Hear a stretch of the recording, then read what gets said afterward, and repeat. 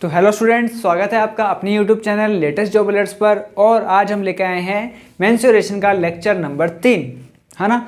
तो स्टार्ट करते हैं पर लेक्चर नंबर 3 को। अभी तक हम लेक्चर नंबर 1 और 2 में हमने क्या सीखा था हमने डिफरेंट परिमाप क्या होता है और एरिया क्या होता है, उन डिफरेंट शेप्स के बारे में सुना था। और कुछ शेप्स हमने डिस्कस भी की थी, जैसे हमने आयत पढ़ा था, वर्ग पढ़ा था और हमने त्रिभुज पढ़ा था। त्रिभुज के सिर्फ नाम लिखे थे कि कितने प्रकार के त्रिभुज होते हैं, बेसिक।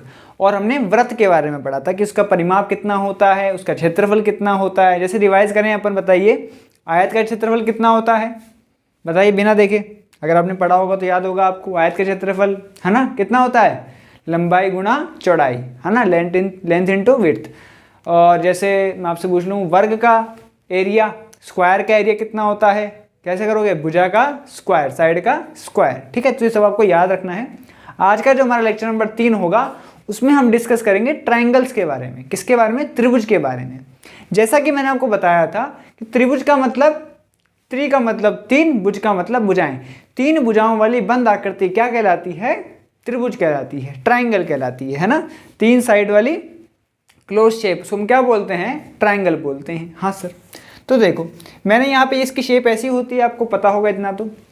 जैसे ये जो ये ए बी सी, ये क्या है, ये साइड लेंथ है, ये क्या है, भुजा की लंबाई है। देखो 3 भुजाएं हैं कि नहीं है, एक भुजा ये रही, दूसरी भुजा, तीसरी भुजा, 3 भुजाएं हैं। हाँ सर, तो इस भुजा की लंबाई को मैंने ए मान लिया, इस भुजा की लंबाई को मैंने बी मान लिया और इस भुजा की लंबाई को मैंने सी मान लिया। आई बात समझ में। हाँ सर, अब पहला जो हमें निकालना है वो है परिमाप, पैरामीटर निकालना है। हाँ सर, तो पैरामीटर क्या होता है बताइए, याद करिए। पैरामीटर मैंने क्या बताया था, मैंने बताया था पैरामीटर होता है कुल लंबाई। किसी भी आकृति की कुल लंबाई क्या होती है, पैरामीटर होता है। जी सर, तो कुल लंबाई कितनी होगी, देखो अगर आपने यहाँ से चलना स्टार्ट किया तो आप ए दूरी चले, फिर बी दूरी चले और फिर सी दूरी चले, तो टोटल कितना चल लिए आप, ए प्लस बी प्लस सी। अरे यही तो हुआ। हाँ सर, तो यानी कि परिमाप कितना हो गया हमारे पास, ए प्लस बी प्लस सी, यानी कि सभी भुजाओं का योग या फिर सम ऑफ ऑल द साइड्स। क्या मेरी बात क्लियर है, पैरामीटर समझ में आ गया, याद हो जाएगा पैरामीटर। हाँ सर, हमें ट्राइंगल का पैरामीटर निकालना तो आ गया। अब हम देखते हैं कि हमें एरिया कैसे निकालना है, क्षेत्रफल कैसे निकालना है ट्राइंगल का। तो सबसे पहला जो फेमस तरीका है बहुत ज़्यादा, वो होता है हीरोन का फॉर्मूला, है ना।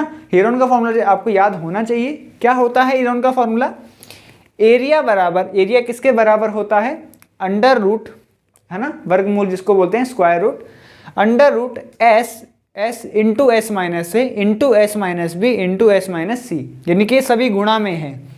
अब सर ये एस क्या है, एस की वैल्यू मैंने आपको यहाँ दे रखी है।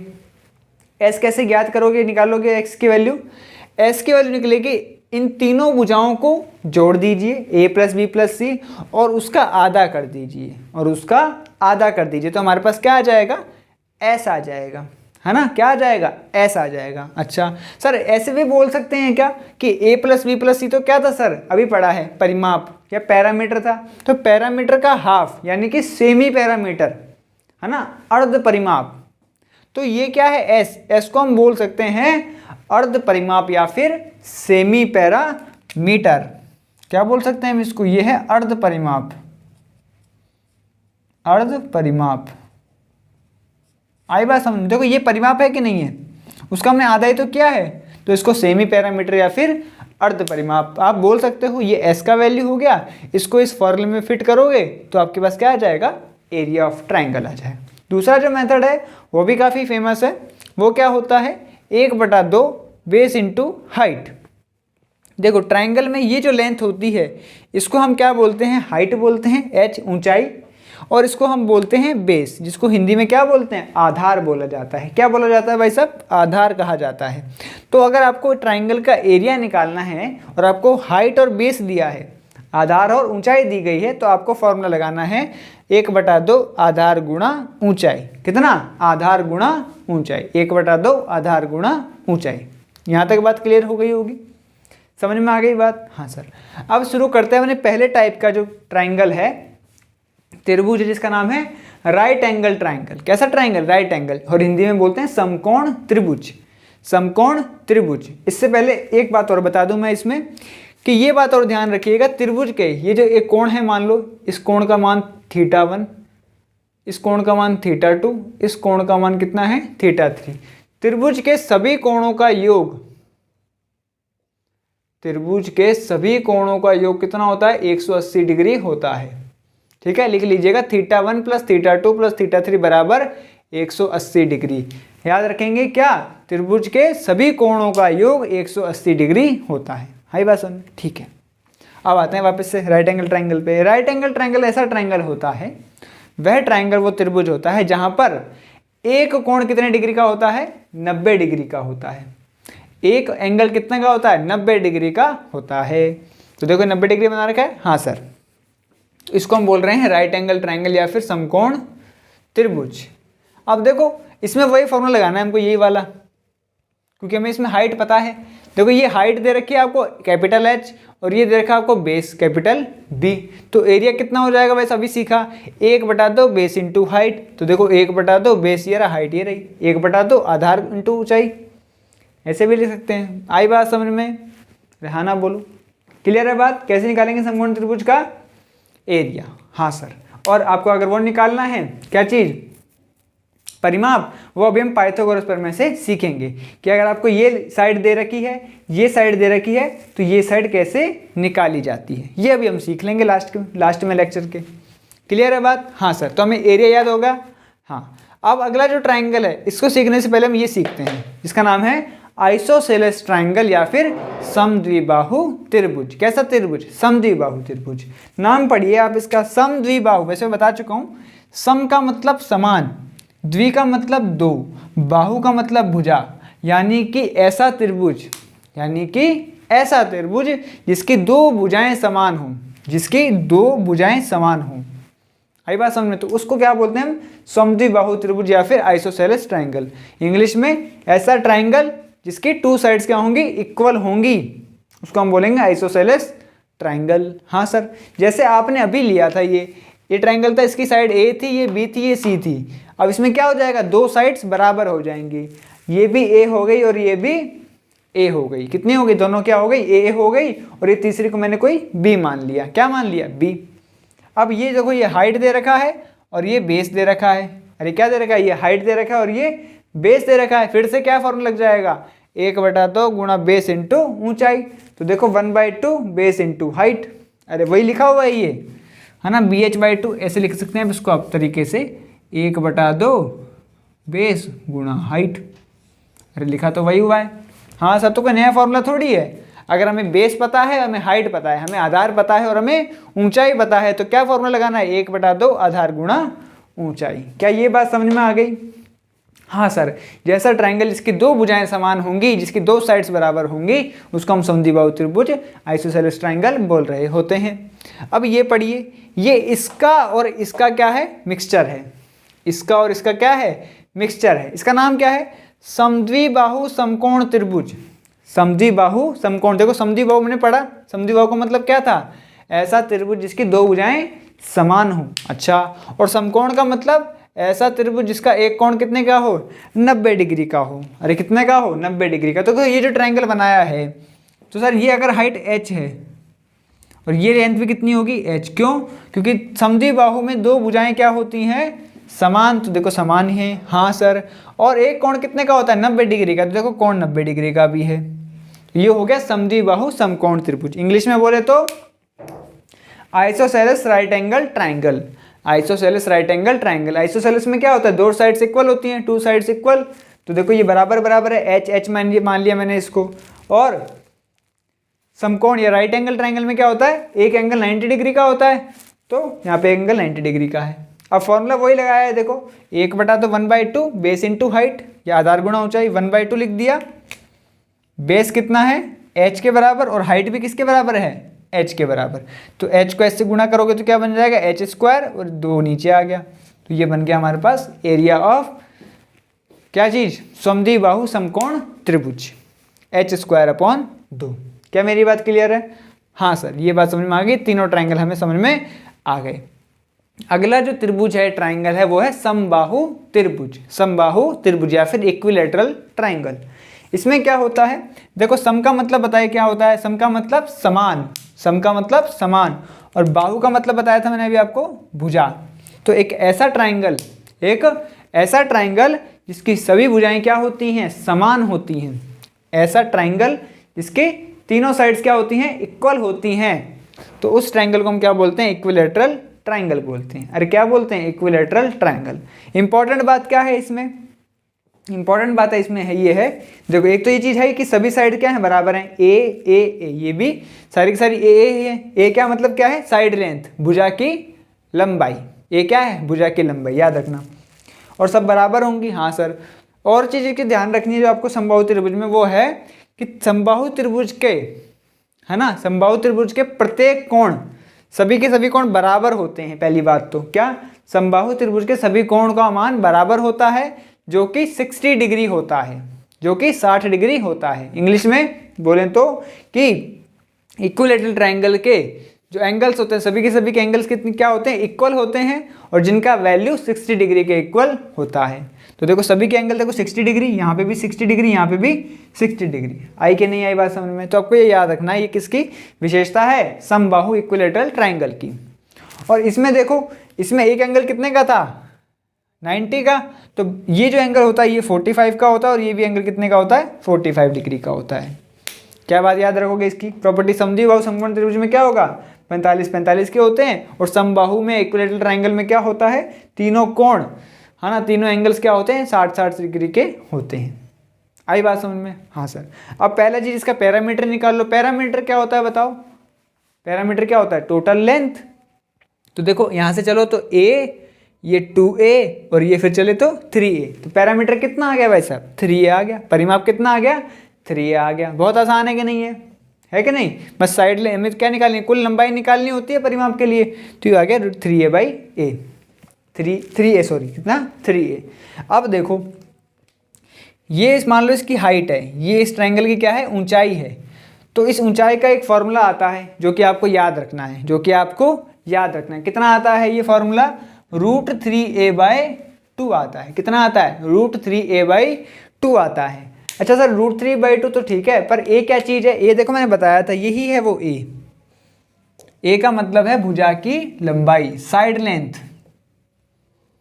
क्या है ये, साइड लेंथ है। यहाँ पे भी a क्या है, साइड लेंथ, यानी कि भुजा की लंबाई,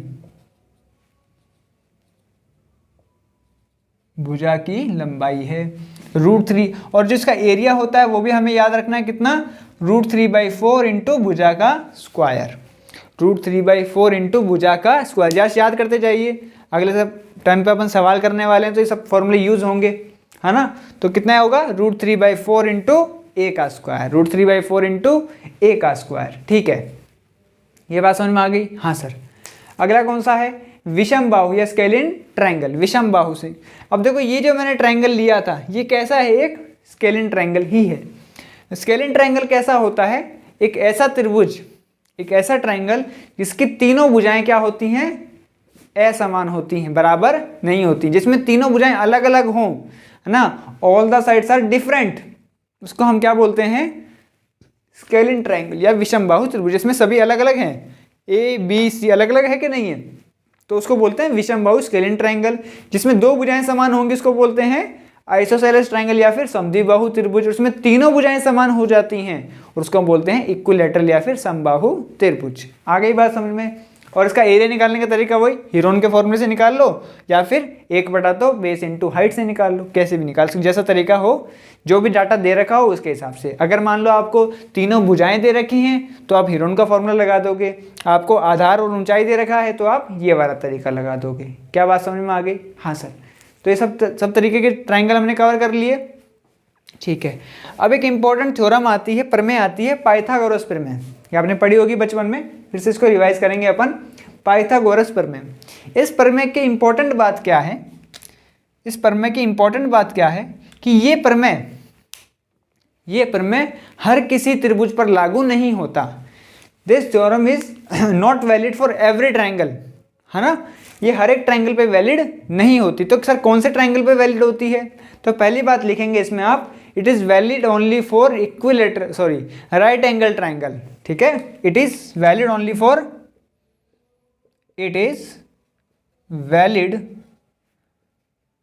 only for right angle triangle, ठीक है, लिख लीजिएगा आप, इसे शॉर्ट में लिख देता हूँ मैं, राइट एंगल ट्राइंगल। इसको कब लगा पाओगे आप, जब ट्राइंगल कैसा होगा, राइट एंगल ट्राइंगल। अब राइट एंगल ट्राइंगल क्या होता है, ये मैंने सिखाया है आपको ऊपर ही ऊपर कि राइट एंगल ट्राइंगल वो ट्राइंगल होता है जिसमें एक कोण कितने का होता है, 90 डिग्री का होता है। कितने का, 90 डिग्री का होता है। अच्छा सर, तो सर ये पता लग गया कि लगानी कब है, ये पता लग गया कि लगानी कब है। अब क्या, कैसे लगानी है ये सीख लेते हैं भाई। ये तो पता लग गया लगानी कब है, अब कैसे लगानी है जरा इस पे ध्यान दे दो। तो देखो,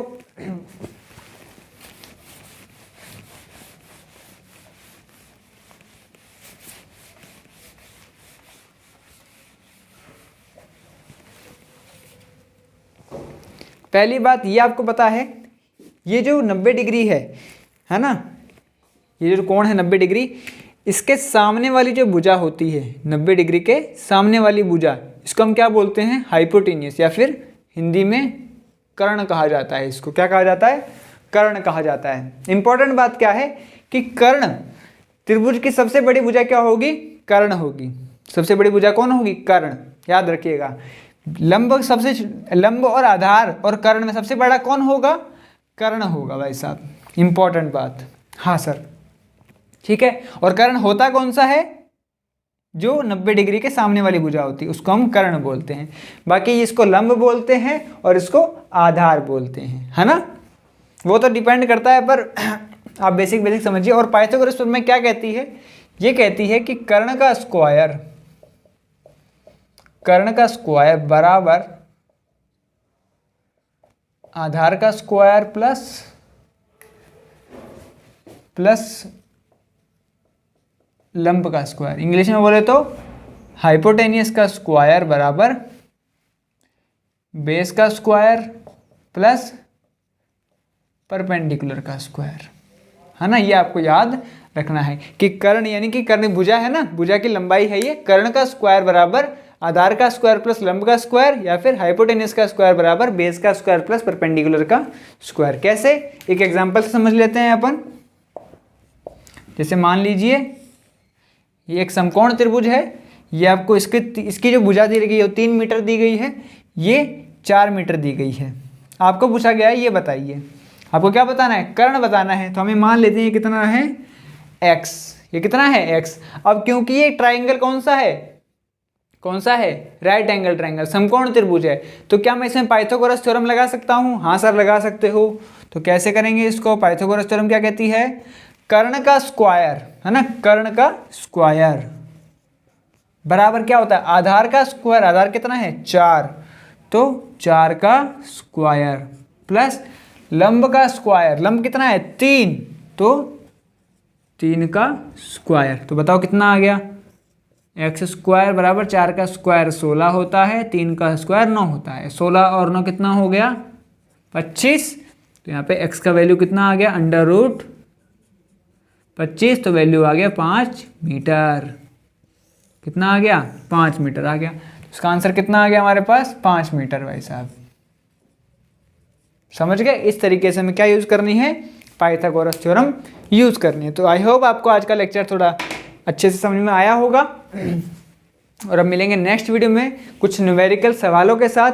जो भी हमने आज तक 2 लेक्चर में पढ़ा है, 1, 2, 3 लेक्चर में जो भी हमने पढ़ा है उसको रिवाइज कीजिए। और जब हम कल सवाल करेंगे तो आपको ऐसा नहीं होना कि फॉर्मूला देखने की ज़रूरत पड़े, आपको ऐसा होना चाहिए कि ज़्यादातर फॉर्मूला आपको याद ही हो, है ना। एग्जाम में अपने पास कॉपी थोड़ी होगा, अपने पास तो बस याद रहना चाहिए माइंड में कि इसका ये फॉर्मूला है, तुमने लगा दिया। अब अगर आपको फॉर्मूला ही याद नहीं है तो आप कुछ भी कर नहीं पाएंगे, ठीक है। तो मिलते हैं नेक्स्ट वीडियो में कुछ न्यूमेरिकल्स के साथ।